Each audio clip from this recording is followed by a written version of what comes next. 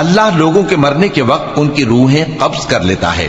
اور جو مرے نہیں ان کی روحیں سوتے میں قبض کر لیتا ہے،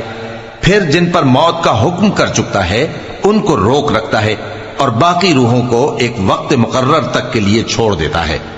جو لوگ غور و فکر کرتے ہیں ان کے لیے اس میں نشانیاں ہیں۔ کیا انہوں نے اللہ کے سوا اور سفارشی بنا لیے ہیں؟ کہو کہ خواہ وہ کسی چیز کا بھی اختیار نہ رکھتے ہوں اور نہ کچھ سمجھتے ہی ہوں تب بھی کہہ دو کہ سفارش تو سب اللہ ہی کے اختیار میں ہے، اسی کے لیے آسمانوں اور زمین کی بادشاہت ہے، پھر تم اسی کی طرف لوٹ کر جاؤ گے۔ اور جب ایک اکیلے اللہ کا ذکر کیا جاتا ہے تو جو لوگ آخرت پر ایمان نہیں رکھتے ان کے دل گھٹ جاتے ہیں، اور جب اللہ کے سوا اوروں کا ذکر کیا جاتا ہے تو فوراً خوش ہو جاتے ہیں۔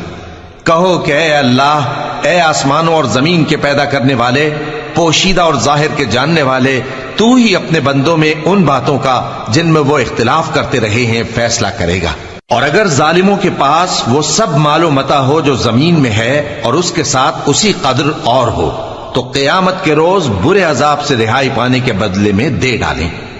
اور ان پر اللہ کی طرف سے وہ امر ظاہر ہو جائے گا جس کا ان کو خیال بھی نہ تھا،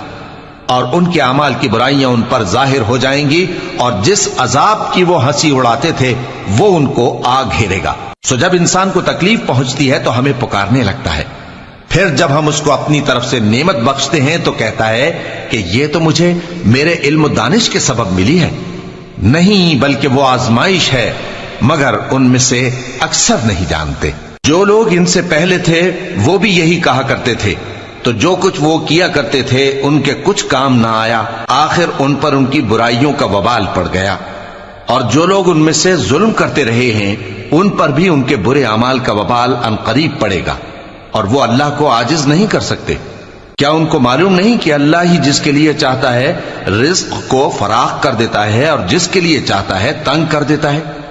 جو لوگ ایمان لاتے ہیں ان کے لیے اس میں بہت سی نشانیاں ہیں۔